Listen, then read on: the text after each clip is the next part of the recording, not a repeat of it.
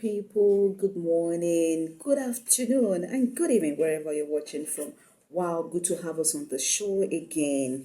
So, today we're going to be talking about understanding your foundation. Yes, once again, welcome to Isabella's show. So, today we're going to be talking about understanding your foundation, which is very key on this journey. I want us to understand something. For every topic you see on my platform, on this platform, it's a guideline to ending dysfunctionality in our society at large. Yes, and especially in the family setting. So I just want you to digest every video you see on this show. It's a guideline. I tell you, it's a guideline. So today, let's quickly dive into understanding your foundation. What does it mean to understand your foundation? To understand your foundation is to understand where you came out from. Yes, the kind of family you came out from, your background, how the things that happened while you were growing up. Whilst you were growing up, understanding the kind of parents you have, understanding, yes, we're going to be talking about that later on the show, knowing your parents, the kind of parents you have, understanding, your siblings, the things that happened along the line while you were growing up, paying details to situations, paying details to every, paying attention to every details. It is very important on this journey of understanding your foundation. Now, quickly, I'm going to be diving into one of my stories.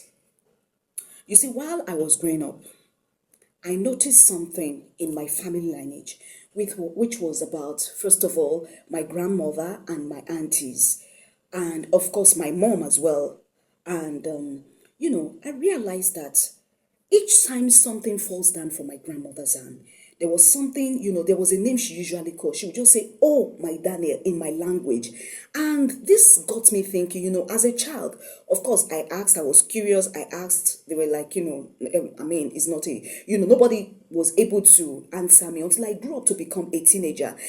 And I found out that name my grandmother always called was my grandfather's name.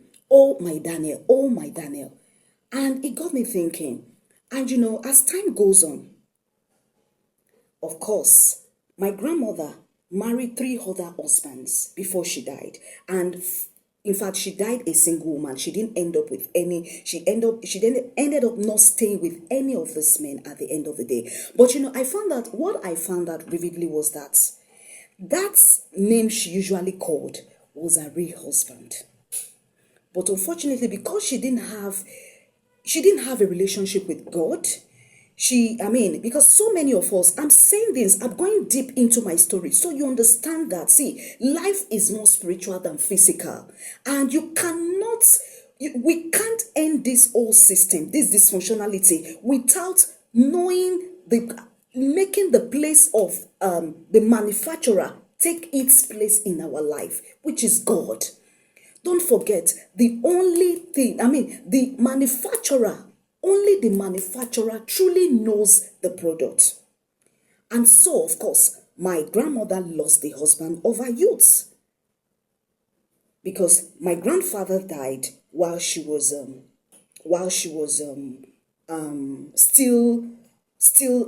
while my mother was still breastfeeding. I think while she was still, according to the story, my mother was just maybe a few years old, and that was it about my grandmother.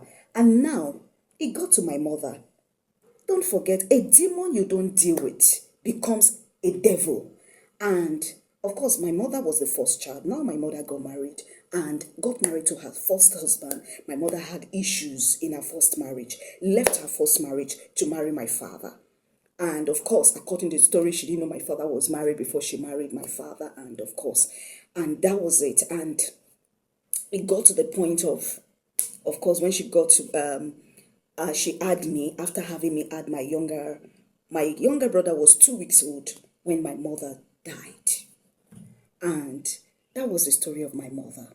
And I saw all of this. And the same pattern. What got me thinking was that, of course, she was poisoned and she died. What got me thinking was of course, I was a child. I was just 2 years old when I lost my mom. But as I began to grow up, I saw the same pattern in the lives of my auntie. In fact, what got to me was when my own my auntie next, the two aunties, of course, my mother, then there is another, my auntie, the one next to my mother, then the third one. The two of their story got to me, and how my auntie, growing up as a teenager, you know how you grow up from my grandmother. I was moving from one place to another, growing up from my grandmother to my aunties to my, you know, and those my two aunties were the two people the other one, the one next to her, I usually go to Abuja to spend some holidays with her. And that's to another state, those of you watching from outside Nigeria, wherever you're watching from. So, and I usually go out there to spend go to her house to spend holidays. And that my auntie, man, this my auntie was so hardworking. Of course, she was working a very good place, and she got to the point of getting to wanting to settle down. So many men were coming for her. But at the end of the day, do you know that the man my auntie ended up with, even while people were saying that, oh, let me just use a name for her. Maybe, okay, let me just say, okay, I don't want to call her real name. Let me just say, okay, they were calling her name, telling her that you can't marry this man. My auntie wasn't saying it. So many other men that had everything were coming to mind. It's not just about those men having money or having status or having, because you could see the good qualities in this men. But my auntie left those men and ended up with another man she wasn't supposed. Even as a teenager, I knew that man was not for my husband. I knew that man was not meant to be my auntie's husband. But my auntie couldn't see, and she ended up. What got to me again was that, do you know that most of the money that was spent on that wedding, I could tell you, yes, my auntie hid it from the family, but we knew. I knew, I was a teenager, but I knew, she hid it from the family. But I could tell you that 80% of what was spent in that wedding was my auntie's money. And of course, finally, she married this man. And a few years down the line, my auntie left the marriage. A lot happened, and today she's no longer in the marriage. I'm digging down deep into our story so you understand how these things work. Now, understanding your foundation doesn't mean your life will be perfect. Doesn't mean you will be a perfect person. But I tell you, when you understand where you are coming from, is a guideline to who you become in life. So that we stop betting dysfunctionality in our system, in our society. Because this thing, a lot of people are dying silently because of, one, the kind of family they came out from, the foundation they got married into, the dysfunctionality they got, and these things keep rotating. It's like a rotation. We keep rotating it. We keep rotating it in the system, and this cannot continue. We need to start betting more ideal home, and that is why I'm coming out to do this. I'm coming out to do this. I'm not just sharing my story out there because I want to, but this is a platform where God has sent me to come and do this assignment, and I have to get it done. And back to my story, and then my third auntie, and in fact that one got to me because I grew up with her. So I knew eventually everything about her. And of course, my auntie had somebody she wanted to get married to. She was waiting while in school. And these were people that, of course, because my grandmother could not carry, she was a single mother. So my aunties, they categorically trained themselves all through, so they were fairing for themselves and all of that. And, this my auntie in particular, her own got to me because I grew up with her and I knew her to be my mother. And of course, it got to the time of marriage as well. My auntie was waiting for one man, for one Mr. Chooks, let me call that one's name. And other men were coming for my auntie's hand in marriage. My auntie said she was waiting. Of course, Mr. Chuk said, okay, she was going to, okay, they were so much in love. Of course, it comes once in a while. He said, don't worry, when I'm done with school, when I need to, be done with school so that we can, have more money so that we can settle my auntie. Other men were coming for my auntie's hand in marriage. But my auntie did not listen. My auntie did not listen to them because she was waiting for one Mr. Chuk somewhere. And at the end of the day, I don't want to, bore you with the whole story. Mr. Chooks disappointed my auntie. It was so painful. It got to my auntie, but that was the story. And, that went, of course, my auntie moved on with her life. And then, living together, there was this man we're living together, we're all living in the same compound. That one was Mr. John. And somehow, Mr. John started to make advances at my auntie, but my auntie bluntly refused him. He never even, my auntie never even looked at his direction. But this guy did everything. I was a teenager, all this was happening, But I was seeing now, you know how you think children don't see these things? They see. They know what is happening. You think children don't know? They know. All this was happening. I think maybe I was 8 years or dearer, maybe 8 or 9 years. I can't really remember the age I was now. But, I could see. I knew everything that was happening. And, this man was disturbing down my auntie and everything. And, and he did everything to get my auntie. Finally, he won. He got my auntie. And, that was how they started dating and all of that. I think a year into the relationship, Mr. John had fire accident in his company. And when I tell you he had fire accident, real fire accident, that half parts of his body was burnt. I mean, it was seriously burnt. But thank God it was a good company he was working with. So, of course, the company took care of the bills and all of that. It was in a very good hospital. But Mr. John stayed in the hospital for like 1 year in the hospital. And even when he came out in 1 year, he was on crutches. But during that 1 year, my auntie was there for him. A lot of his family left him. It was my auntie that stood. Even people were still telling my auntie, hey, this man you are standing by like this, as if you are married to him, you're already married to him. And a lot of people were like, so she was like, no, now that we were dating before these things happened. And and we turned, and we're already planning that. I think Mr. John had already made advances and said he was going to marry her or something. And then my auntie was there all through. You know how this man cannot go to toilet? It was my auntie that would clean it up. He would do it, sometimes even when I leave school, my auntie would force me to go to the hospital to go and, my auntie would take me there to go and stay with him in the hospital, because it was virtually me and my auntie living together, then some of our friends living with us. And so we were there for this man. Me, I never liked the man. That's the truth. But what do I do that? I was only but a child. And somehow, I just knew that this man was going to do this. I just knew that this guy. But, of course, I was a child. And sometimes that is it.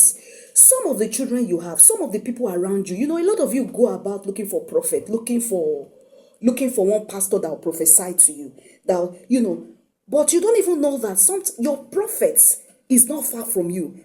Sometimes the people around you. Sometimes it's the voice around telling you, but you won't listen, because if one prophet has not stamped that, oh, don't go for this person, you don't, and that is it. And that's where sometimes we miss, that's just, I'm just digressing. So let me go into the main. And at the end of the day, of course, Mr. John became well. And after some months, the company said they were going to send him out of the country to go and, further, to compensate him for what happened, because the fire accident actually happened in his company. So they were going to compensate him. So, of course, in fact, the day he was leaving the country, it was something else. Him and my auntie, they were all of a promise. He made a lot of promises. Don't worry. After some time, when I get there, I'll come back for you. Don't worry. Don't do this. And finally, Mr. John traveled.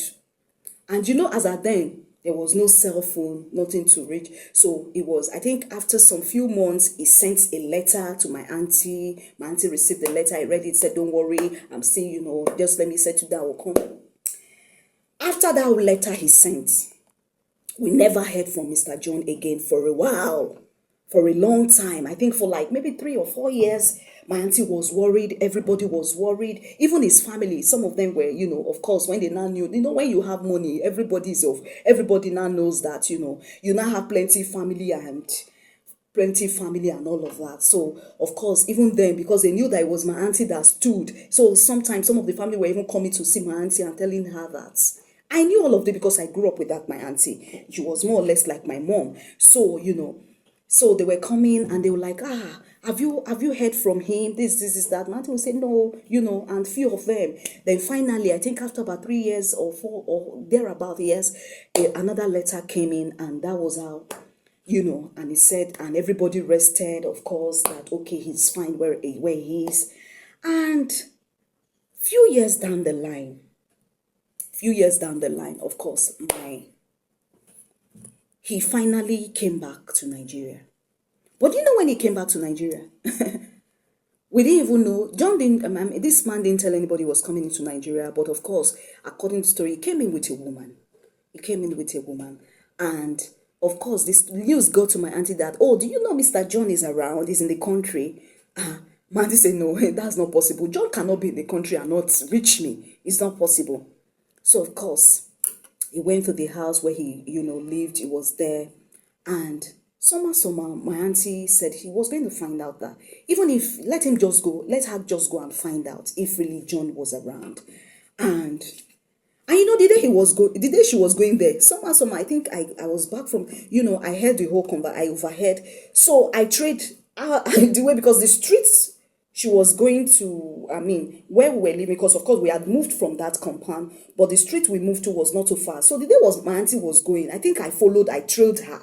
I was monitoring her, and somehow, I followed her, but I hid myself somewhere. I think in another neighbor's house, close to Mr. John's window. So I was I was seeing all her moves. So she got in. And when she opened it, of course, now, somebody that just came into the country, a lot of visitors were around, and, you already, in fact, when you enter the compound, you know that somebody had come, from Jan. And so she entered, she opened the door, and my auntie said, so it's true, John, you are around. For how many days now? And you didn't. So immediately she closed the door and she walked out. And, after some time, of course, I saw all that picture. And after some time, I think after some hours, we saw Mr. John in our house. Was pleading, and he's sorry, and all of that, blah, blah, blah. At the end of the day, I found out that he told my auntie that he can't marry her, that he's sorry, he has, and he got a wife over there, something happened. That was how Mr. John left that my auntie, like joke, yes. So I'm giving you all of this story. And I grew up and I saw all of these things. Even my this is the fourth auntie, this is the fifth auntie I want to talk about. And I saw all of them wrong. And it was that my aunties that I knew that no, something is wrong in this family. This cannot be normal. Something is happening. Something is not right in this family. And at this point, of course, I was already knowing God for myself. I had given my life to Christ. And now, fast forward to myself. I was a salesperson in an insurance firm. Of course, as a salesperson, you look for more, you want to get more sales and all of that. And so I ran into this man. I ran into this fellow. And so, of course, he was a very prominent person in the society. And he said he was going to, I shouldn't worry. That we should, the day I met him in his office, he said we should book another, have another time to have a proper meeting and all of, because that day he was busy. So I said, okay, no problem. So we figured out another time for our meeting. And so, I ran into this man and we got talking. Of course, that day he didn't have time for me, so we had to fix another meeting, and he requested that the meeting should be for lunchtime. So of course we had that meeting at the lunchtime, and then I was able to, market my product to him. And After the marketing and all of that, he said, okay, can we fix another meeting? And that I should please that this time around, because of his work schedule, it has to be dinner. Yes, it has to be dinner. So of course, as a salesperson, I wanted to close sales. I wanted to make sales for my company, and this person was a prominent person, and I know that if he's able to. So of course, I agreed. And finally, on the day of the dinner, of course, that was when he made his intention known. And he said, that Cynthia, it's not that I want to, I don't want to buy, what you're selling, but I'm interested in you and all of that. And I said, sir, why didn't you say it all along? So he just said, oh, this was the right time and all of that, blah, blah, blah. He had made his intentions known. And somehow from dinner, honestly, how I found myself in that relationship, I can't explain it. And of course, we started dating. And as at then, of course, he had told me he was a married man, but the family was not in Nigeria. They were in Canada and all of that. So it was easy for us. And we're dating and all of that. So life became more easy. And as at this time, see, understanding your foundation will help you. All of these things I'm telling you, it took me time. It took me years. I went through pain. I went through stuff that I can't. There are some things I can't even share on this platform. But of course, I will try as much as possible to share a lot of details with you. But I'm telling you, there were some things, and how I got to know all of these things was when my relationship with God began to be deeper and deeper, and God began to reveal these things to me. And and of course, with this man, life became more easy. I started dating him. Of course, he would send the driver to come and pick me at home. Sometimes when I'm going for my sales, for my marketing, the driver would take me out and all of that. So life became easy. There was nothing I wanted that this man didn't provide. So life became easy. But don't forget, he was a married man. And as at this time, I was a born again, tongue speaking. But how I found myself in this relationship, I can't understand. And but I knew something was not right. And I know each time I got intimate with this man, I would go back to God in prayer and say, God, please help me. I can't help myself at this time. I cannot get out of this relationship. And I tell you, and that is how sometimes we find ourselves in relationship we don't plan to. We get stuck in marriages. We are stuck. We marry the person we don't want to get. We are not supposed to be married to because of these things I'm telling you.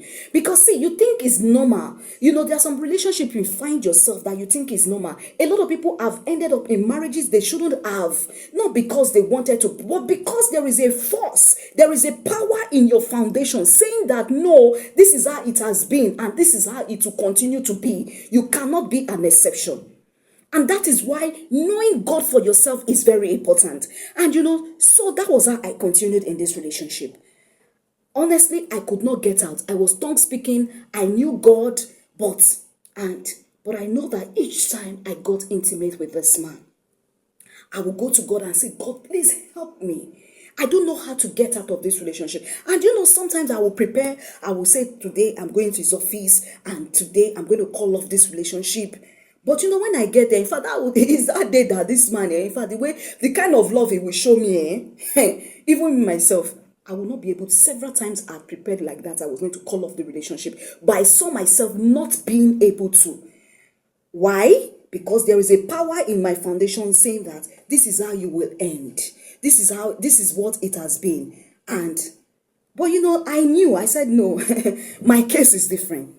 And at that point, each time I would go to God in prayer, I could not share with anybody, but I was only able to talk to a friend of mine of blessed memory now, Princess, because I know she was somebody that wouldn't judge me.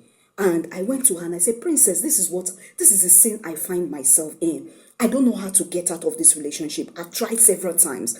And she said, come, let us pray. We heard and we prayed. And somehow I had a relief a bit, but this relationship still continued. And this man was showing me all love, and I thought I was in love.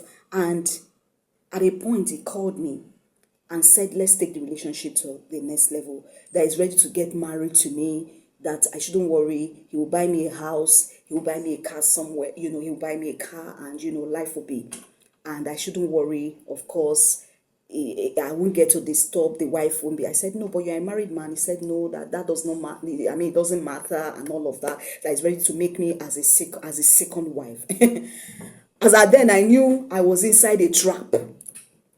And then this time around, I went back to God. That was because I knew where I was coming from. And it took me years to even understand these things. And, I said, I went to God. I told him I was going to, give him, I was going to think about it. But I went back to God in prayer and said, Lord, help me get out of this relationship. I don't know what to do. And I said, I was praying. And as God will have it, I joined the fellowship. And because somehow I was hungry. I was also hungry for God, because at this time I'd left church as well. That's another story for another day, but I was hungry. I wanted more of God. So I joined this fellowship, and somehow I joined the prayer team of that fellowship. And of course my prayer became more fervent and all of that. And I think few months after, I think maybe like a year after I joined, I was still in this relationship. And I remember one day, our prayer leader called me and she said, Cynthia, I saw something after the fellowship. I saw you like a load is being lifted off you in the spirit realm. And I knew, I understand. Do you know it was after the time that this relationship, myself, I was able to I didn't call off the relationship. How the relationship ended till today, even me myself, I can't understand it. But I knew that we stopped, the communications was no longer there as it used to. That was because I started praying. I took it to God in prayer, because by myself, I could not leave this relationship. I'm telling you, this is a life experience. I knew the things I suffered. By myself, I could not get out of this relationship. And so, I knew that. And so, somehow, after so much prayers in my closet, that was how this relationship ended. Now, I'm telling you my story so that you understand these things, how these things operate. Because you can't do these things by yourself. You need the help of God. And that's why I always say on every of my show that only the manufacturer knows the product. A lot of us have deviated from the ways of God, doing our own thing. You were created to this earth for a purpose. And marriage as being the source of where dysfunctional